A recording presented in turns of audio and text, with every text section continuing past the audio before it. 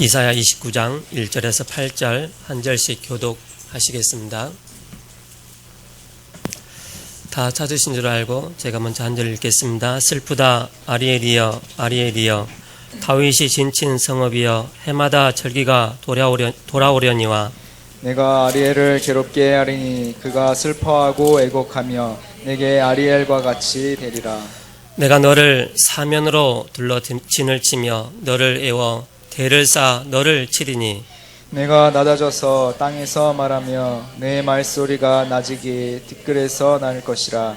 내 목소리가 신접한 자의 목소리같이 땅에서 나며 내 말소리가 뒷글에서 짓거리리라. 그럴지라도 내 대적의 무리는 세미한 티끌 같겠고 강포한 자의 무리는 날려가는 겨 같으리니 그 일이 순식간에 갑자기 일어날 것이라. 만군의 여호와께서 우레와 지진과 큰 소리와 회오리 바람과 폭풍과 맹렬한 불꽃으로 그들을 징벌하실 것인즉 아리엘을 치는 열방의 무리 곧 아리엘과 그 요새를 쳐서 그를 경고하게 하는 모든 자는 꿈같이 밤의 환상같이 되리니 줄인 자가 꿈에 먹을지라도 깨는 그 속에서 여전히 비고 목마른 자가 꿈에 마셨을지라도 깨면 곤비하며 그 속에 갈증이 있는 것 같이 시온산을 치는 열방의 무리가 그와 같을 것이라. 아멘.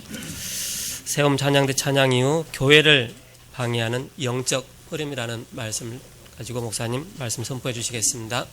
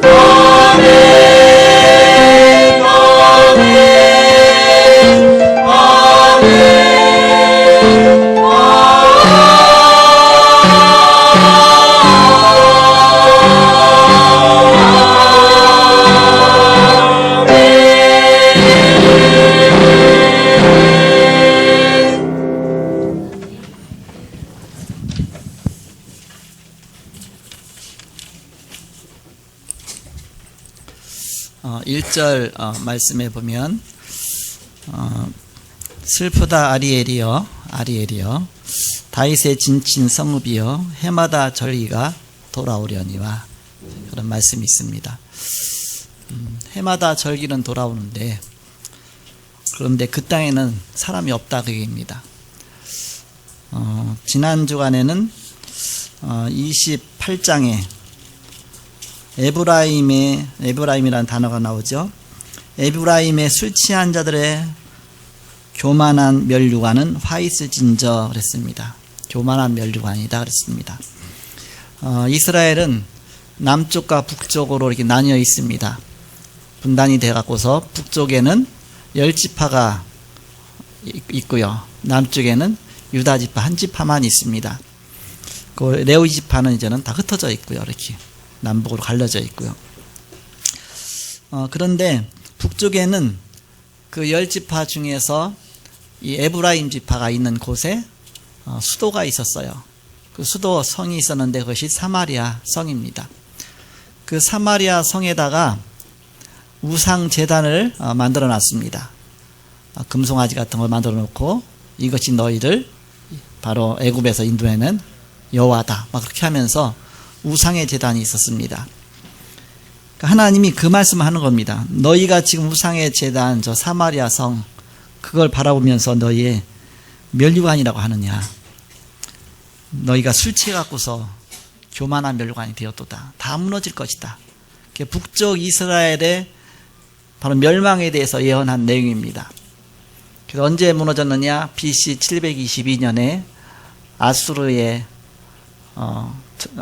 왕이 쳐들어와서 다 잡아갔어요. 노예 시장에다 다 팔아버렸습니다.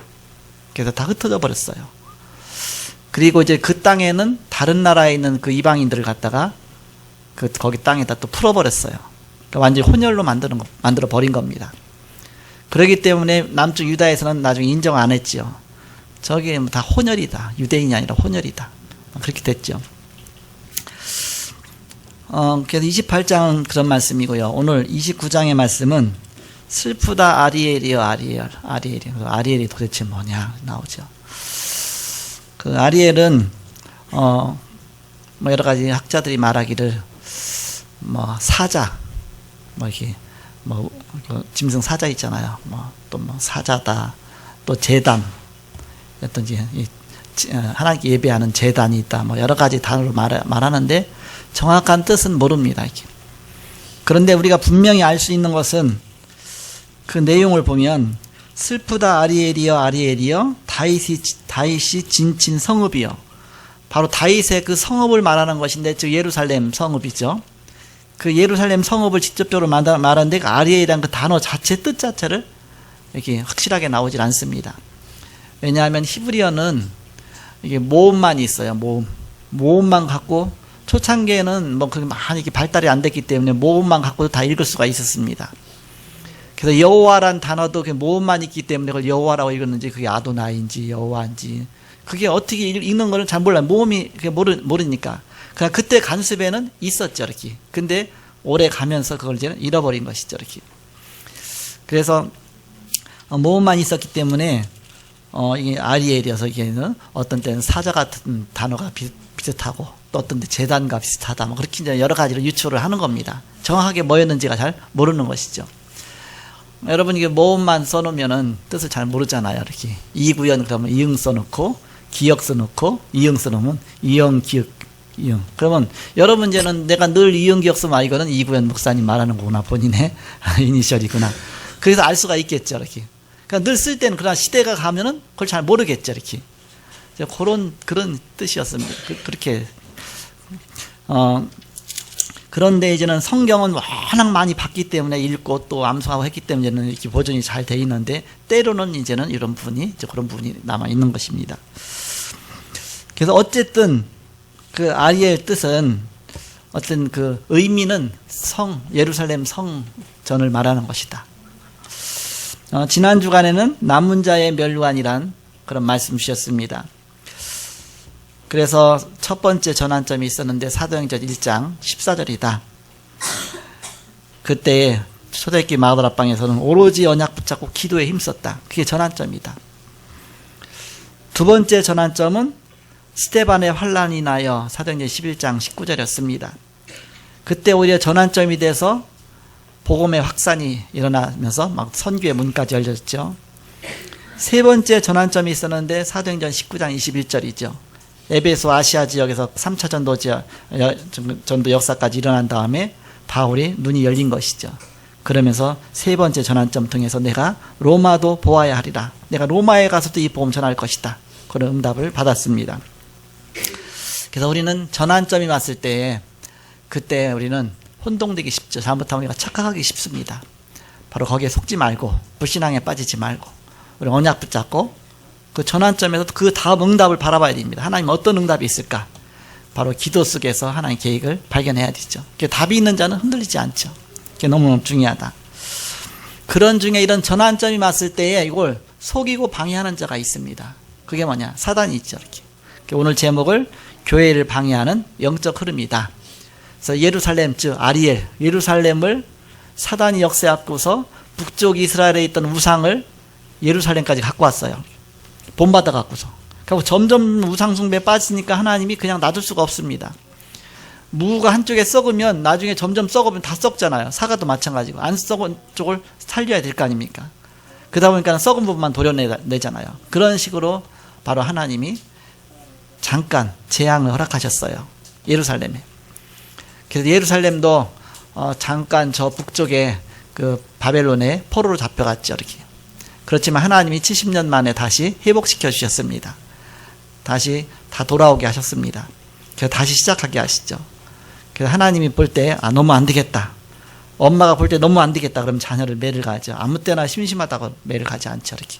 그래서 바로 하나님의 역사 속에서 오늘 30장, 29장은 예루살렘의 멸망에 대한 예언이다. 그 얘기입니다.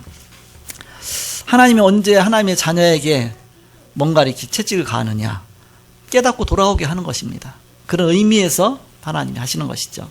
문제가 올 때 문제에 속지 말라. 그래서 뭔가 전환점이 올 때 또 하나님 어떤 큰 응답을 주기 위해서 또 전환점도 주시죠. 그때 속지 말라. 우리는 그 속에서 더 큰 하나님의 계획을 발견하고 더 큰 하나님의 축복을 찾아내야 됩니다. 그래서 서론적으로 교회를 방해하는 사단의 영적 흐름을 알아야 됩니다. 분명히 사단은 교회를 방해하겠죠. 왜? 복음이 너무너무 중요하니까. 바로 복음은 인생의 모든 문제 해결이니까. 바로 복음 안에 모든 답이 다 있기 때문에 사단은 어떻게든지 이 복음만 증거되지 못하도록 공격합니다. 여기에 속지 말라. 그래서 우리는 교회를 방해하는 영적 흐름에 속지 말라.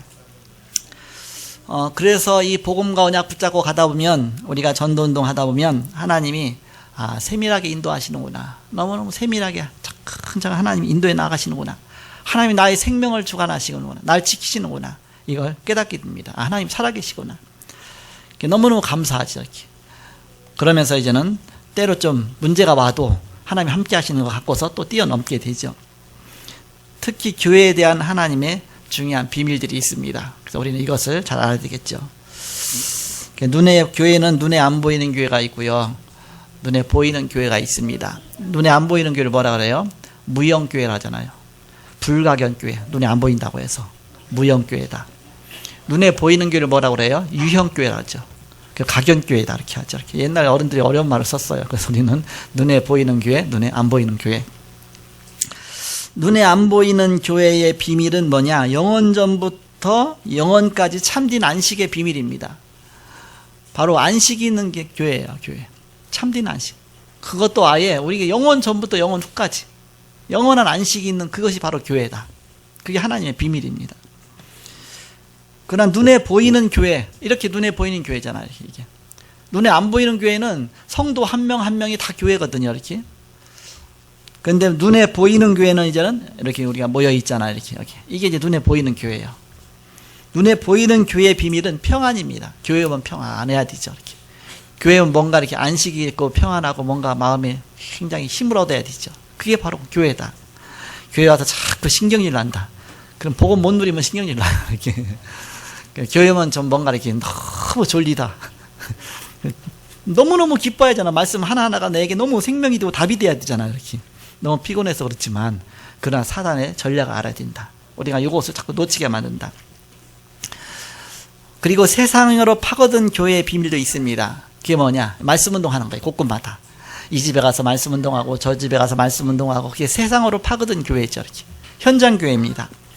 그 교회의 비밀은 재앙을 막고 전쟁을 막고 질병을 막고 뭔가 이렇게 막는 전도자의 비밀이 그 속에 있는 것입니다. 이 비밀 갖고 우리는 바로 이 사역자들, 전도자들이 바로 이 비밀 갖고서 그 흑암 권세를 막는 것이다. 한 가정의 저주를 막고 바로 한 가정의 뭔가 이렇게 영적인 문제를 막고 그런 비밀이 곳곳마다 일어나는 것이죠. 그래서 사단은 이 세 가지를 방해한다. 세 가지를 방해한다. 히브리서 12장 25절에 보면 그런 말씀이 있어요. 모이기를 패하는 자들의 어떤 습관과 같이 하지 말고 오직 권하여 그날이 가까운 볼수록 더 그리하자. 모이기를 패하는 자들의 어떤 습관이 뭐냐? 마지막 때가 되면 자꾸 모이는 거를 자꾸 이렇게 없앤다. 이렇게. 그럼 교회는 점점 힘이 약화되겠죠. 그럼 결국 교회는 무너지겠죠. 장작이 있으면 장작이 하나가 따로 떨어져 있으면 불 붙이면 타다가 그냥 꺼져버려요. 그러니까 장작이 2개가 모이고 3개가 모이고 막 쌓여 있다. 거기에 불 붙였다. 그 장작 하나하나의 불은 별로 약한데 그게 모아지면 어마어마한 불이 되게 되죠. 교회는 그와 같은 역할입니다. 우리가 성도가 모여갖고 모여있는 그 모임 자체에 하나님의 엄청난 계획이 있는 거예요. 물론 혼자 이렇게 예배 드릴 수도 있어요. 또 인터넷 갖고도 예배 드릴 수도 있습니다. 그것도 너무 귀중한 겁니다. 그러나 예배당에서 함께 예배할 때 여기 하나님의 계획이 이루어지고 하나님의 뜻이 이루어진다. 다 흩어져 있으면 점점 힘이 약해진다. 어느 날 보면 완전히 죽어버린다. 이렇게. 그럴 수밖에 없습니다. 따로 떨어져 있으니까. 사단의 전략은 뭐냐? 제1 전략이 뭐냐? 우리가 늘 얘기했잖아요. 우스갯소리로. 사단은 다 허용한다. 다. 그렇지만 교회만은 절대 가지 마라 그런다. 왜? 교회 가면 그냥 살아날까봐. 영적으로 살아날까봐. 교회는 가지 마라. 그냥 집에서 혼자 있어라. 이렇게. 뭐 집에서 그냥 말씀도 뭐 지식적이라면 뭐 지식적으로 공부하듯이 공부하면 되니까 말씀. 그 말씀 공부가 아니죠. 예배는 뭐예요? 하나님과의 교통입니다. 영적인 교통이 있죠. 예배하는 곳에 우리 눈에 보이지 않지만 하늘의 천군 천사가 동원되는 것입니다. 보이지 않지만 예배하는 그 현장에 성령이 역사하시는 것입니다. 예배할 때 보이지 않게 흑암의 권세가 떠나는 것입니다. 그래서 예배 속에 참여할 때 그때 이제는 거기 하나님의 큰 계획이 이루어지는 것입니다. 그래서 앞자리에서 예배할 때 틀리고 뒷자리에서 예배할 때 틀리잖아요. 예. 뭔가 성령이 보이지 않게 역사하시니까 하늘의 군대가 동원되어 있으니까. 그래서 하나님은 마지막이 가까울수록 모이기를 피하지 말고 점점 모여서 힘을 얻어라. 그게 너무너무 중요하다. 한두 번은 괜찮지만 점점 모이지 않다 보면 나중에 힘이 탁 불이 꺼졌듯이 이렇게 될 수밖에 없죠. 그래서 우리는 바로 모이는 그 자리에 하나님의 큰 계획이 있다. 그 속에 하나님의 뜻이 이루어진다. 그것이 바로 교회다. 그래서 교회란 단어 자체가 바로 교회란 뜻은 이게 모인다는 그런 뜻입니다. 모인다. 회자가 모을 회자잖아요. 이렇게 함께 모여 있다. 이렇게. 그래서 모임 자체 그게 교회입니다. 그러면 지교회는 뭐냐? 지교회는 좀 장소로 떨어져 있으니까 그렇게 모일 수가 없잖아요. 이렇게 멀리 있고 그러다 보니까 그러면 뭐 인터넷으로 해서 저는 예배 시간에 실시간에서 예배 드리잖아요. 그때 어떻게 합니까?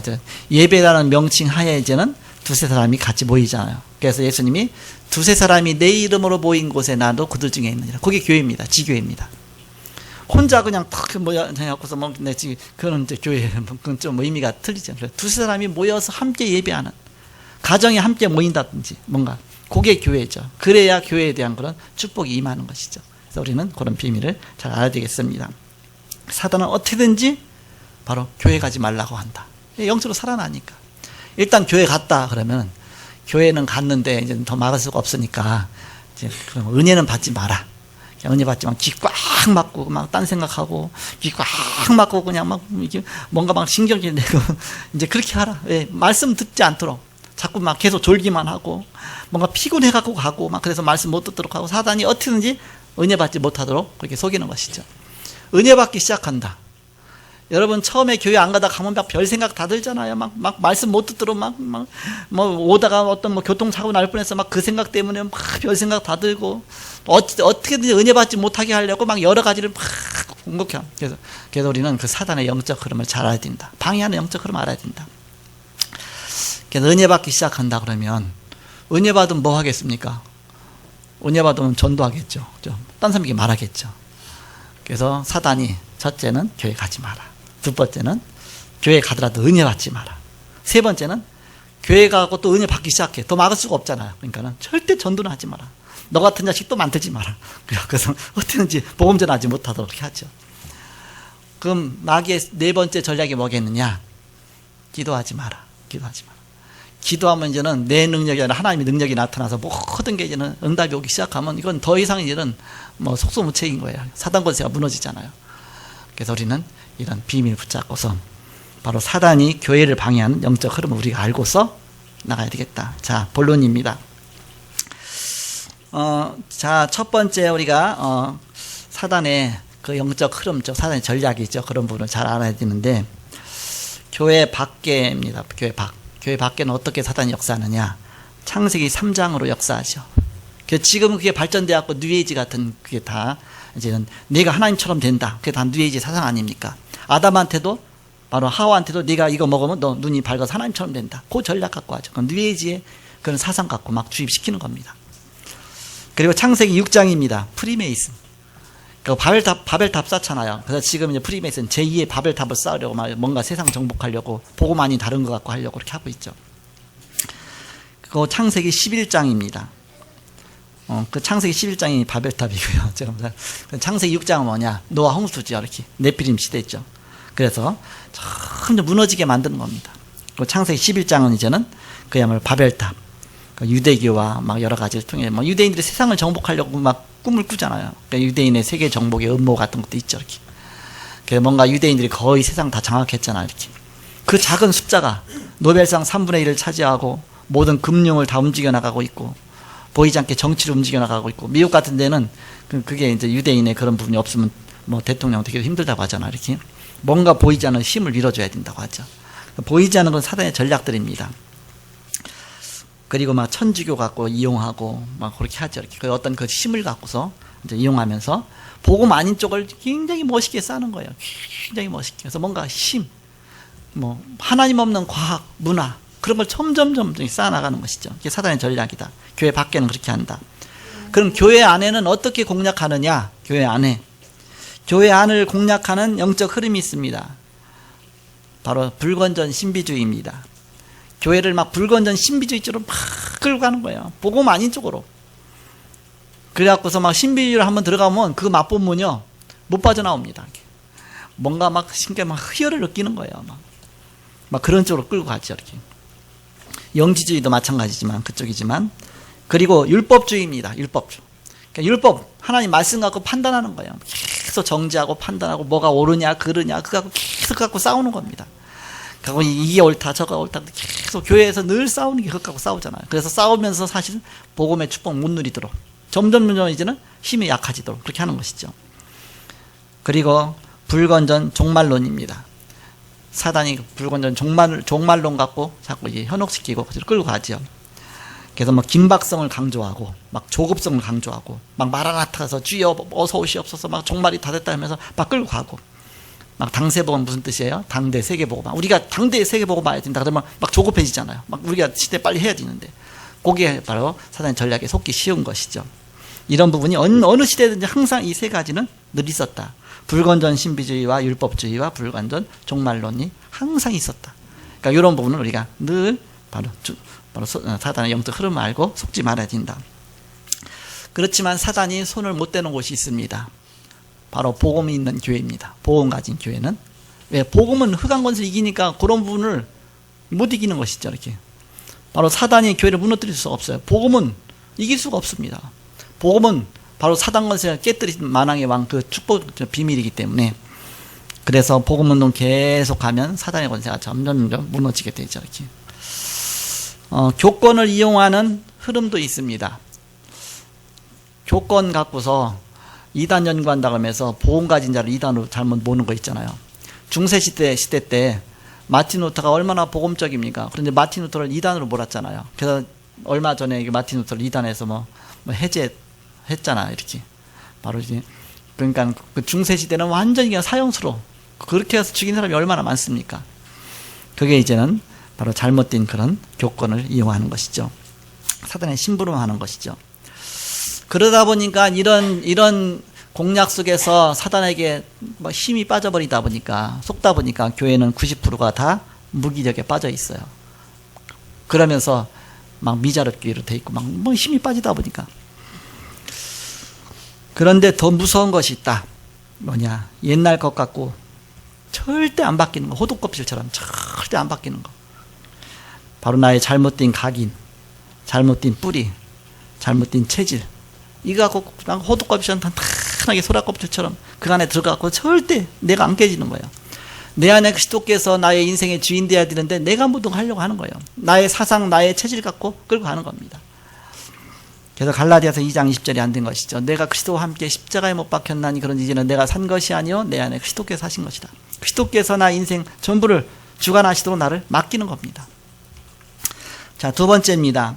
그러면서 우리는 교회의 본질을 회복시켜야 되겠습니다. 그러기 위해서 새로운 각인으로 이제 치유하는 것입니다. 나의 잘못된 각인인 거 빼내고 새로운 정말 이렇게 하나님 올바른 각인으로 우리를 뿌리 내려가는 것이죠.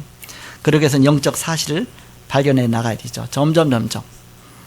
그래서 우리는 바로 영적 사실. 사도행전 1장 1절. 아, 예수가 그리스도시구나. 여기에 대한 분명한 사실. 1장 3절 하나님 나라의 비밀. 1장 8절 성령 충만과 세계복음화. 바로 영적 사실을 붙잡고서 점점 뿌리 내려가는 겁니다. 그러면서 우리의 버릴 것도 있고 찾을 것이 있죠. 버릴 것은 창세기 3장이 있죠. 찾을 것이 뭡니까? 이 언약이죠. 그래서 점점 회복시켜 나가는 겁니다.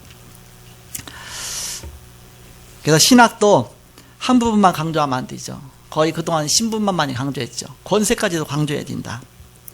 신분과 권세, 하나님 자녀된 그 축복을 우리도 점점 세워져야 되죠. 그러면서 새로운 뿌리를 내려가야 됩니다. 사도행 1장 14절이죠. 하나님 말씀이 성취된 쪽으로. 갈보리산의 언약, 감람산의 언약, 마가다락방의 언약, 점점 말씀이 성취되도록. 그러면 새로운 체질로 회복해야 됩니다. 점점 능력이 회복되는 것이죠. 근본과 기초와 기본과 해서 튼튼하게 세워지는 겁니다. 베드로가 주는 것이 도시요 살아계신 하나님 아들입니다. 그건 기초예요. 기초. 뭐냐?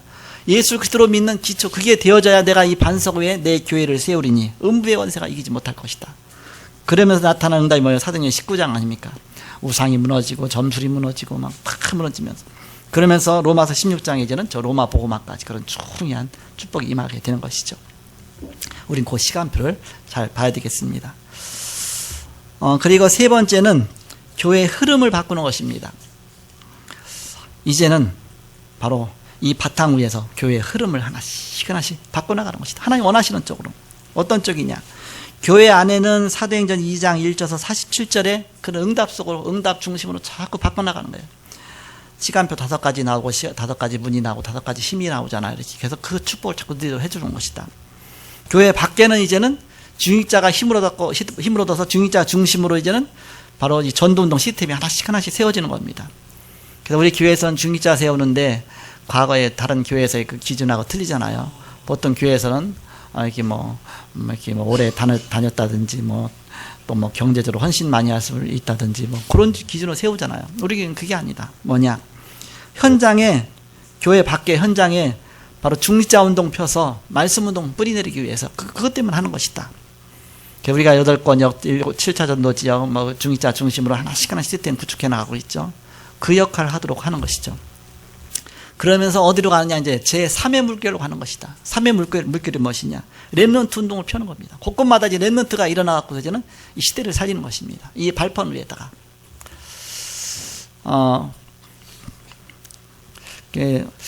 우리 교회가 이제 여기에서 이제 예배드린 지 20년 넘었잖아요. 보니까 전환점이 다 있는 것 같아요. 처음에 개척할 때는 이제 고척 이동에서 있었어요. 그때 이제 처음 이제 개척할 때 아무도 없이 그냥 나하고 우리 집사람하고 시작한 겁니다. 갖고 이런 의자도 없었어요. 이렇게. 거기에 이제는 그 장소가 이제 망해서 나갔기 때문에 소파를 몇 개 놓고 갔더라고요. 소파를 딱 놓고 소파에서 예배드리는 그 최고의 의자 아닙니까? 소파에서 딱 앉아갖고 사람도 없잖아요. 이렇게 우리 집사람하고 우리 애들 2명. 그때는 초등학교 1학년 때니까 그렇게 해서 딱 놓고서 예배드렸어요. 이렇게. 그렇게 시작이 됐어요. 그러다 보니까는 사단이 얼마나 배 아프겠어요. 일단 교회가 세워지니까 얼마나 두려운지 몰라요. 사단이 막 두렵게 만드는 겁니다. 여러분 처음 신앙생활 할 때 사단이 막 두렵게 만들어요. 그게 뭐라고 말합니까? 우는 사자처럼 산길차를 찾으려고 막 달려단다 그랬죠. 보이지 않게 사단이 이렇게 막 두렵게 만드는 겁니다. 막 대판 막 밖에서 싸우는 소리가 나는 거예요. 막 보니까 유리창으로 가만히 보니까 뭐 차 열이다 대야인데 몇 머리 캤냐 막 서로 막 주차 막 전쟁이 일어나죠. 또 한밤중 됐더니 막 새벽 2시 됐더니 막 문을 쾅쾅 옆집에서 뚫는 소리 나면서 막 소리를 콱 그러지면 동네 사람 다 깨워요. 그래갖고서 보니까 술 취해갖고서 뭐 남편이 늦게 들어왔나 봐. 문 안 열어준다고 부인한테 막 발로 차고 막 하고 별일이 다 있는 거예요. 그 주위에는 무당집이 이 동네에 100개 정도 있어요. 한 80개 내지 100개. 내가 세어보라고 했어. 우리 부기업자한테 했더니 80몇 개까지 쓰다가 말았는데 그렇게 흙가 막 덮여 있는 저 이렇게 계속 예배드리고 막 때로는 막 새벽 예배하다 보면 막 갑자기 막 두려움이 확 검습할 때가 있어요. 어때 머리가 막 뾰족뾰족 설 때가 있어. 막 그렇게 사단이 막 공격하고 계속 복음 선포하고 예배하고 그러면서 이제는 점점 영적인 분위기가 바뀌어지더라고요. 이렇게 주차 전쟁하던 것도 살살 없어지고 이렇게 그리고 무당집도 살살 없어지고 이렇게 뭔가 분위기가 싹 바뀌는 거예요. 나중에 무당집이 없어. 없어. 몇 개 안 남았더라고. 10개 이내로 남았더라고 이렇게 몇 개 안 되더라고 이렇게. 그러면서 이렇게 영적인 바로 이렇게 흐름이 바뀌는 것이죠. 굉장히 그것이 바로 제1 전환점이었어요. 그때 어떻게 시작했냐? 일단 교회는 시작해야 되니까. 그땐 그것밖에 안 보였으니까. 나는 뭐 첫 번부터 내가 목회자가 되겠다, 뭐 내 교회 그런 생각 없었는데 갑자기 하나님이 교회 개척으로 인도하시니까 하긴 해야 되잖아요. 신학 졸업하고 나니까 이제는 나는 교회 하려고 안 하고 그냥 선교단체 가서 그냥 전도나 하려고 했거든요. 근데 갑자기 하나님이 개척하게 하시니까 얼마나 이제 어깨가 무겁습니까? 그것도요, 제 기도 응답도 아니야. 우리 이학년 장로님 응답이야. 이렇게. 제가 지금 처음 말하지만, 우리 이학년 장로님 조금 신비주의 좀 했거든요. 그러니까 기도하다가, 뭐, 고척동에다 교회를 개척하라고. 꼭 고척동이야 되는 줄 알았어요. 어디든지 상관없는데. 그러니까 그때 제가 이제 속았죠. 이렇게. 그래갖고서 저는 그냥 그럼 나도 기도해보겠다 해서 기도하다 보니까, 그럼 하나님 교회를 뭐로 해야 됩니까? 했더니, 나한테는 그런 소리 안 들리더라고. 그래서, 뭐라 해야 되냐 성경을 이렇게 두지다가 보니까 시편에 보니까 한 구절이 딱 나와요. 어딘지도 지금 모르겠어. 주께서 세우시나이다. 거기에 딱 나와 있는 거여서 주께서 세우시나이다. 세우는 교회. 그래갖고 시편에서 세우는 교회라고 찾아낸 거예요. 이렇게 주님이 세우는 교회구나. 주님의 몸을 세우는 교회. 뭐 좋더라고 여러 가지. 그래서 요즘 트렌드에 딱 맞구나. 그래서 세우는 교회. 한참 기다다가 주여 세우는 교회보다 세움 교회가 더 낫지 않겠습니까? 막 기다다가 근데 마음에는 세우는 교회가 발음이 좋은 것 같아. 세우면 뭔가 딱 닫혀진 것 같고. 그래갖고 저는 그때 세우는 교회라는 이름을 딱 정했죠. 그래서 5개월 만에 다락방을 딱 맞는 거예요. 이렇게. 그러면서 이제 눈이 열리더라고요. 해석이 나오더라고요. 하나님이 이 복음운동 하기에 좋도록 여기다 하셨구나. 그때 이제는 요 창대교회라고 여기 목동에 요쪽에 11단지 앞에 거기에 창대교회라고 거기서 전도학교 같은 거 하고 전도 신학원 했거든요. 여기서 가까워요. 차로 5분이면 가요. 이렇게 훈련받기 좋으라고 얘기를 했구나. 고망도 그렇게 멀지 않고. 지금 보니까 예원키도 멀지 않고. 그래갖고서, 훈련받기 좋으라고 이렇게 했구나. 나는 꼭 고척동, 뭐가 여기 있는 줄 알고. 20년 지나고 보니까 뭐가 없어. 이렇게. 없어. 이렇게. 뭐가 있지도 않아요. 이렇게. 그래서, 그때는 뭐, 우리 양자는 뭐 워낙 기도를 많이 했으니까, 막 환상 보고 막 했으니까, 뭐 반듯해갖고 이렇게 갖고 이런 교회다. 이렇게 몇 년 뒤면 교회가 이렇게 한 번도 그렇게 된 적이 없어요. 이렇게. 그래서, 이게 다 속는 거구나. 이렇게. 우리가 말씀 따라가야 되지. 나도 잘못하면 거기에 이제 속을 뻔했죠. 이렇게. 그러면서 이제는 말씀 따라가니까 너무 편한 거예요. 한 걸음 인도하신 대로 이렇게. 더구나 이제 강당 기도첩하니까 더 편한 거예요. 이렇게. 지난주간까지 응답받은 게 여기까지 왔으면 그 다음 또 응답받을 말씀 붙잡고 또 가고 하니까 너무 쉬운 거예요. 점치러 갈 필요가 없어. 이렇게. 점치는 거 왜 점을 칩니까? 불안하고 뭔가 답이 안 나오는 거 점치는 거 아닙니까? 우리는 말씀 따라가니까 문제가 안 되죠. 말씀 따라 한 걸음. 지난주간에 말씀 주셨잖아요. 그래서 이게 전환점이라는 말씀 주셨지 않습니까? 그래서 남자의 멸류관, 그리고 제1전환점, 2전, 3전. 그래서 우리에게 전환점을 생각해 봤습니다. 그랬더니 제1전환점은 처음에 뭔가 이게 처음에 개척했던 그 자리가 제1전환점이었다. 그때는 사단이 엄청나게 공격하면서 진짜 두렵게 만들었어요. 그때 제가 진짜 기도의 비밀 누렸습니다. 얼마나 영적인 싸움 싸웠던지. 우리 부목사님 계속 기도하면 영적인 싸움 싸우잖아요. 내가 다 보입니다. 이게 어떻게 해요? 기도 못하면 어떻게 힘들어하는지 다 보이죠. 이렇게. 그래서 기도 좀 힘들 텐데. 그러면서 계속 이게 얼마나 중요한지 알았죠. 제1 전환점. 그게 마가다락방의 전환점입니다. 마가다락방에서 모여서 막 전혀 기도에 힘씁니다. 그 시간표잖아요.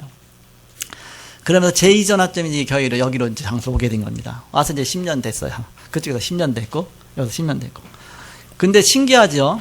하나님이 복음운동하라고 먼저 있던 교회에서 한 번도 주인이 세를 올려달라고 한 적이 없어요. 이렇게. 한 번도 10년 동안. 빼달라고 한 적도 없고. 근데 10년 딱 되니까 그렇게 해서, 하나님 시간표가 됐나 보다. 그래서 제2 전환점으로 왔거든요. 여기 와서 또 신기하죠? 한 번도 올려달라, 뭐 해라. 한 적이 없어요. 요번에 말하더라고, 요번에. 그것도 자그맣지만, 이렇게 올려달라고 말하더라서, 제 이전환점이 됐는가? 불신앙에 빠질 뻔 했는데, 지난주에는 강단 메시지가 전환점이잖아요. 전환점이라는 말씀이 딱 나오니까, 그래서, 전환점. 남은 자의 멸류관. 여러분이 다 남은 자 아닙니까? 도망가지 않고 다 남아있으니까. 여러분이 멸류관 아닙니까? 저한테 멸류관이잖아요, 이렇게. 한 사람마다 너무 귀중하잖아요. 그래서 전환점. 그래서, 하나님의 축복이. 그러면서 좀 제 3전환점은 또 뭘까? 이렇게. 그 미래의 응답은 뭘까? 우리 한 걸음 한 걸음 인도받아 나가는 것이죠. 그래서 한 주간 동안에 이 강단 말씀이 되게 엄청나게 답이 되더라고요. 하나님. 그러니까 그거 붙잡고 기도하다 보니까 하는 생각을 주시고 또 많은 답도 얻게 하시고 또 뭔가 보이게 하시고 이렇게 되죠. 그래서 우리는 문제가 올 때 우리 자신도 모르게 불신앙에 빠지기 쉽고 우리는 속기 쉽습니다. 그러나 하나님은 더 큰 응답을 갖고 계시다. 바울이 아시아로 복음 전하가려고 자꾸 하는데 말씀 운동을 성령께서 하시지 못하겠다 그러던 그 사도행전 16장에 보니까 1절에서 10절에 보니까 그런 말씀 있잖아요. 그래갖고서 왜 그러지? 그러면 계속 기도하다가 환상 중에 워낙 응답을 못 받으니까 이제는 환상을 보인 것이지 한 말씀으로 응답받으면 그런 거 안 보여도 되는데 환상 중에 마게도냐 사람 한 사람이 와서 막 손짓하면서 우리를 와서 도와달라면 그렇잖아요. 이렇게. 사실 말씀과 언약 붙잡고 가면 그 시간표가 보이게 돼 있습니다. 하나님 계획이 보이게 돼 있죠. 하나님은 1차 전도여행, 2차 전도여행, 그런 다음에 3차 전도여행에 아시아를 가려고, 아시아 복음 전하려고 하나님 그런 계획을 갖고 계셨는데 사도 바울은 1차 전도여행하고 그 다음에 3차 전도여행 가려고 하는 2차를 띄워놓고 가려고 했던 거예요. 그게 이제는 그 내용입니다. 그런데 하나님이 성령이 막으셨죠. 그러면서 2차 전도여행 쪽에 마게도냐 쪽으로 인도하신 겁니다. 하나님은 아시아라고 하려고 했는데 문을 막으시고 바로 마게도냐에 문을 여신 것이죠. 그래서 하나님 막으신 것이 아니라 마게도냐의 문을 열어놓으시고서 턴하도록 하신 것이다. 그래서 이게 터닝 포인트다. 지난주에는 터닝 포인트였죠. 방향 전환한 것이다. 터닝 포인트다. 그런 전환점들이 있다. 중요할 때마다. 그래서 마게도냐에서 진짜 중요한 영적인 축복 비밀 누리고서 그 힘 갖고서 아시아 전역을 동시적으로 이제는 아시아 전역의 선교는 금방 됐어요. 금방. 중직자들 세워갖고 두라노 서원에서 2년 동안 많은 제자 키워갖고서 모든 지역으로 다 보내죠. 그래서 아시아에 사는 자는 헬라이나 유대인이나 복음을 듣지 못한 사람들이 한 사람도 없었다. 그럼 큰 역사가 일어났죠. 그 시간표를 잘 본 거죠. 자, 결론입니다. 지금은 집중훈련 시대입니다. 집중훈련 중심으로 모든 훈련이 진행되고 있습니다. 전도 신학원도 마찬가지고 합숙훈련도 마찬가지고 해외 캠프도 마찬가지고 모든 게 다 집중훈련 중심으로 이루어지고 있죠. 집회도 마찬가지고. 그래서 여러분이 그 시간표를 아시고서 그 시간표 따라 여러분 인도받다 보면 또 그 다음 하나님의 또 시간표를 인도하실 것입니다. 그리고 외국인과 다민족 선교 준비를 해야 되죠. 하나님은 그 선교에 늘 하나님의 소원이시니까. 그래서 다민족 선교는 꼭 늘 기도하고요. 그리고 하나님은 평신도 사역자를 세우기를 원하십니다. 평신도를 사역자로 자꾸 세운 70인 요원들이 아닙니까? 그래서 누가복음 9장이 있고 누가복음 10장이 있는데 누가복음 9장은 12사도들 중심으로 전도운동하는 것이 나오고요. 누가복음 10장은 70인 중심으로 전도운동하죠. 평신도들이죠. 그래서 그 한 일을 가만히 보면 똑같아. 누가복음 9장이나 누가복음 10장이나 똑같은 내용을 써놨어. 거의 비슷하게. 그래서 누가복음 9장은 사도들, 교역자들 있죠. 목회자들 있죠. 누가복음 10장은 평신도들. 그래서 평신도 중심으로 전도운동 펴야 되겠죠. 그래서 평신도 사역자 훈련을 시켜라. 그래서 교역자는 이제 현장을 알면서 이제는 강단 중심으로 사역하죠. 평신도는 특히 이제는 현장 중심으로 사역하죠. 중직자 훈련시키는 이유가 바로 이렇게 그래서 중직자를 세우는 이유도 마찬가지고 중직자 세운다고 막 시험 들지 말고요. 또 중직자 안 세운다고 시험 들 필요가 없죠. 그 시간표 따라 인도받는 겁니다. 이제 중직자를 세워야 될 시간표가 또 됐죠. 그래서 기도하면서 제가 이제 말씀드렸는데 작년에는 중직자 하실 분 있으면 종이 다 써서 내라 했더니 3명밖에 안 써냈어. 3명만 중직자 세웠죠. 이렇게. 그래서 이제는 권사 안수 집사 세웠는데 그러다 보니까 다 이렇게 빼니까 안 되겠어. 그래서 이번에는 그냥 중직자 안 할 사람 손 들어라 해야 되겠어. 안 할 사람 다 중직자 하자. 중직자 해갖고서 다 대상 다 넣어놓고서 일단 자격은 돼야 되겠죠. 이렇게 훈련도 어디까지 받고 자격은 돼야 되겠죠. 그래서 자격 되는 사람은 다 이제 주보도 다 올리려고 그래서 그래갖고서 이번에 중직자 세울 거니까 안 할 사람은 안 한다고 빼달라고 그러는 것도 빼줄 겁니다. 이렇게 빼줄 거예요. 이렇게 중직자 안 하겠다 그러면 이거 빼줄 거예요. 이렇게 그래야 시험에 안 들지. 왜 나는 빼나 그러면 어떻게 되겠습니까? 그래서 여러분 그렇게 기대하시고 중직자가 뭐예요? 중직자가 무거울 중자예요. 무거울 중. 좀 무거워야 가만히 진득하니 앉아있지. 가벼워 보세요. 막 날아다니면 안 되잖아요. 바람 불어도 날아가면 안 되잖아요. 중직자가 뭐 교회를 지키는 자가 중직자입니다. 튼튼하게 지키는. 그래서 중직자 훈련시켜서 바로 우린 중직자 운동 펴는 겁니다. 가장 편안하게 이렇게 훈련 받도록 해야 되겠죠. 그러면서 우리가 실시간 갖고 인터넷 실시간 갖고 오기초 학교도 계속 하지요. 이 훈련하는 이유는 이제 많은 문들이 있기 때문에 그렇습니다. 이를 갖고 우리가 지교에서도 훈련할 수 있고 앞으로는 또 해외에서도 할 수 있도록 이제 그 시스템을 지금 계속 준비하고 업그레이드 시켜나가고 있습니다. 그래서 이것을 이 시스템은 잘 되는구나. 그때 이제 오픈해 갖고서 이제는 그거 갖고서 오기초 학교를 외부에서도 똑같이 이제 지교에서 할 수 있도록 그렇게 이제는 준비하고 있습니다. 다음 학기 때부터는 지교에서도 중직자 학교 등록해 갖고서 같은 시스템 속에서 똑같이 훈련 받을 수 있도록 지금 우리가 인터넷 실시간 시스템도 준비하고 지금 5개 반으로 해서 막 영상도 막 이렇게 막 보내고 막 이렇게 하죠. 그래서 그렇게 좀 훈련하고 있습니다. 그리고 로마서 16장에 그렇게 해서 이제 결론은 로마서 16장의 사람을 만드는 것이다. 한 명씩 한 명씩. 그래서 로마 복음화는 가장 귀중한 바로 이렇게 그야말로 그 보호자, 동역자, 식주인 역할하는 그런 중요한 사람들 만드는 것입니다. 로마 복음화인데 거기 보니까 명단들이 한 40여 명 명단 나오잖아요. 그래서 그 중요한 역할하는 사람들이 요즘 대학에서도 현실적으로 눈을 써갖고서 산학 이 학교로 들어가고 학벌 상관없이 산업하는 사람들 막 훈련도 하고 막 그런 게 이루어지죠. 그러니까 하고 있기 때문에 그런 게 아니라 그냥 뭐 직장인들 가서 막 훈련도 하고 하죠. 눈이 열린 거예요. 교회에서는 현장에도 막 말씀운동 펴고 해외에도 말씀운동 펴고 지교에도 펴고 어디든지 뭔가 참 말씀운동 펴야 된다. 그렇게 해서 교회도 살리고 현장도 살리는 사단이 이거 싫어하겠죠. 우리 교회가 이거 하니까 사단이 얼마나 배합하겠습니까? 그렇게 해서 이 운동하는 중요한 역할이 바로 여러분이다. 여러분이 여기에 중요한 바로 주역들입니다.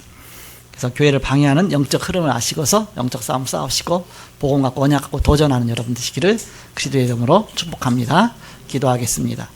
하나님 감사합니다. 오늘도 함께 하시고 복음 앞에 저를 세우시고 인도하시니 감사합니다. 복음을 방해하는 영적 흐름을 알고 영적 싸움 싸우며 바로 전환점을 알고 사단에게 속지 않고 하나님의 응답을 향해서 도전하는 저희들 되게 하여 주옵소서. 감사하며 예수님의 이름으로 기도하옵나이다. 아멘.